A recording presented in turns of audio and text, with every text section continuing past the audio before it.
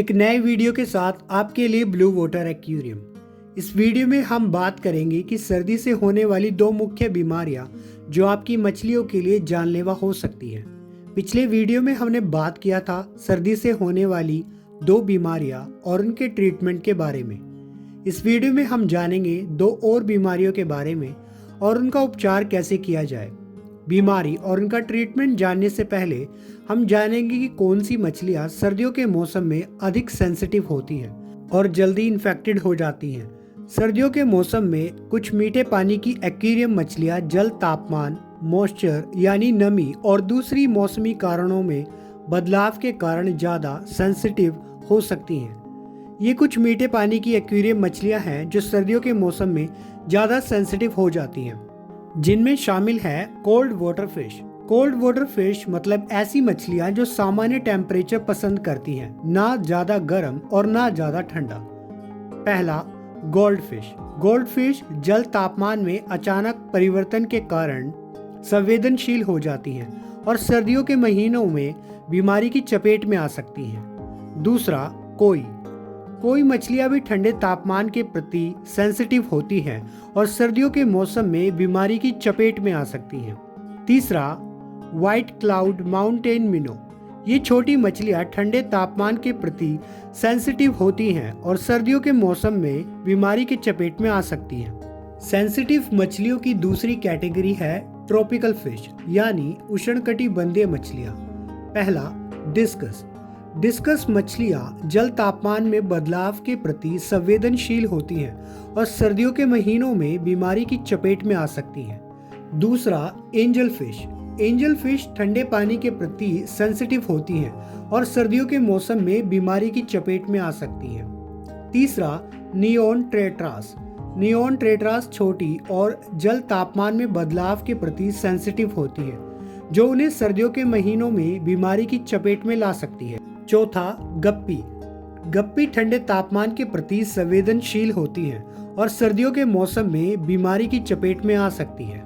पांचवा, प्लेटीज जल तापमान में बदलाव के प्रति सेंसिटिव होती हैं और सर्दियों के महीनों में बीमारी की चपेट में आ सकती हैं। इसके अलावा कुछ और सेंसिटिव फिश जिसमें शामिल है, पहला, कोरिडोरस कैटफिश जल तापमान में बदलाव के प्रति सेंसिटिव होती है और सर्दियों के महीनों में बीमारी की चपेट में आ सकती है। दूसरा, रासबोरस ठंडे तापमान के प्रति सेंसिटिव होती है और सर्दियों के मौसम में बीमारी की चपेट में आ सकती है। तीसरा, जैब्रा डेनियोस जल तापमान में बदलाव के प्रति संवेदनशील होती है और सर्दियों के महीनों में बीमारी की चपेट में आ सकती है। अब जानेंगे कुछ बीमारियों के बारे में। सर्दियों के मौसम में एक्वेरियम मछलियां जल तापमान, मॉइस्चर यानी आर्द्रता और मौसम में बदलाव के कारण विभिन्न बीमारियों की चपेट में आ सकती हैं।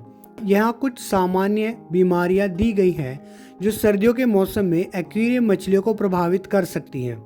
पैरासाइट इन्फेक्शन यानी परजीवी संक्रमण एक्वेरियम मछलियों में एक आम बीमारी है जिसमें परजीवी जीव मछलियों के शरीर में प्रवेश कर जाते हैं और उनके स्वास्थ्य को नुकसान पहुंचाते हैं।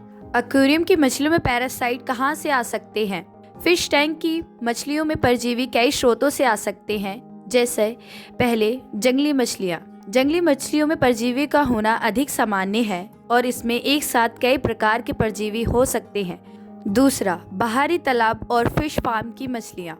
जो मछलियाँ पहले किसी तालाब या फिश फार्म में रही हों, वे मछली घर में परजीवी ला सकती हैं। तीसरा, गलत क्वारंटीन प्रक्रिया। यदि नई मछलियों को कुछ हफ्तों के लिए अलग सिस्टम में क्वारंटीन नहीं किया जाता तो वे अन्य मछलियों में परजीवी फैला सकती हैं।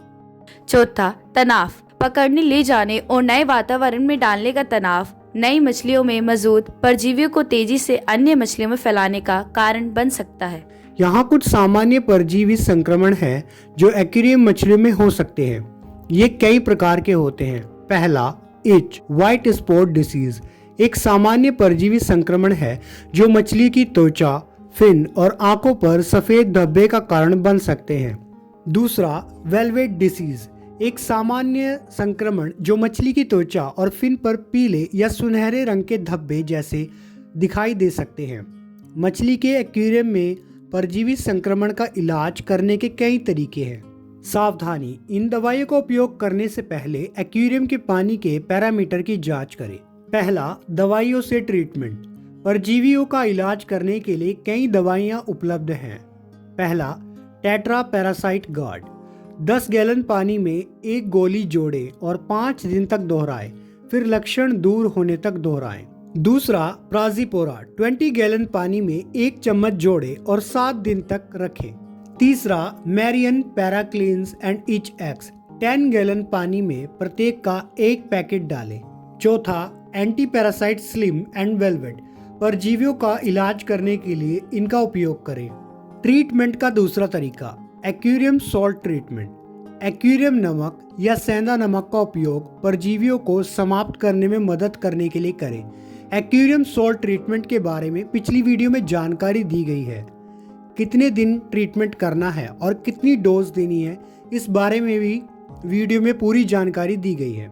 ट्रीटमेंट के दौरान एरिएशन का विशेषकर ध्यान रखें, यानी मछलियों को सांस लेने में मदद करने के लिए ज़्यादा ऑक्सीजन जोड़ें, क्योंकि कुछ ट्रीटमेंट ऑक्सीजन की मात्रा को कम कर सकते हैं। सर्दियों में वायरल इन्फेक्शन भी हो सकता है, जिसमें मुख्य है पहला, लीमोफोसाइटिस, एक वायरल संक्रमण जो मछली की त्वचा, फिन और आंखों पर सफेद या गुलाबी रंग के घाव का कारण बन सकता है। अन्य स्वास्थ्य समस्याएं, अदर हेल्थ इश्यूज। पहला, हाइपोथर्मिया। मछलियां जल तापमान में अचानक परिवर्तन के कारण सुस्त, तनावग्रस्त, यहां तक कि मर भी सकती हैं। दूसरा, श्वसन समस्याएं। मछलियां जल तापमान, आर्द्रता यानी मॉइस्चर, ऑक्सीजन के स्तर में परिवर्तन के कारण सांस संबंधित परेशानियों का अनुभव कर सकती हैं। तीसरा, कुपोषण यानी न्यूट्रिशंस की कमी होना। मछलियां सर्दियों के मौसम में खिलाने की आदत में परिवर्तन या कम भूख के कारण कुपोषित हो सकती हैं।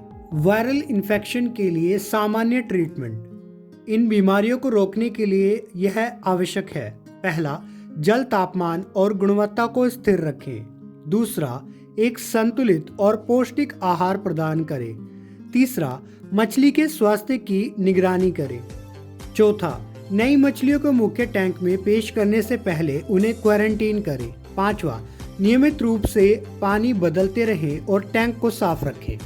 यह वीडियो विशेषकर सीरियस हॉबिस्ट के लिए बनाई गई है, ताकि आप अपनी मछलियों को लंबे समय तक अपने टैंक में जीवित रख सकें, ताकि सही ट्रीटमेंट से आप अपनी मछलियों को स्वस्थ रख सकें। आपको हमारा वीडियो अच्छा लगा हो तो लाइक और सब्सक्राइब जरूर करें। इस प्रकार के कई नॉलेजेबल वीडियो हमारे चैनल में उपलब्ध हैं, देखना ना भूलें।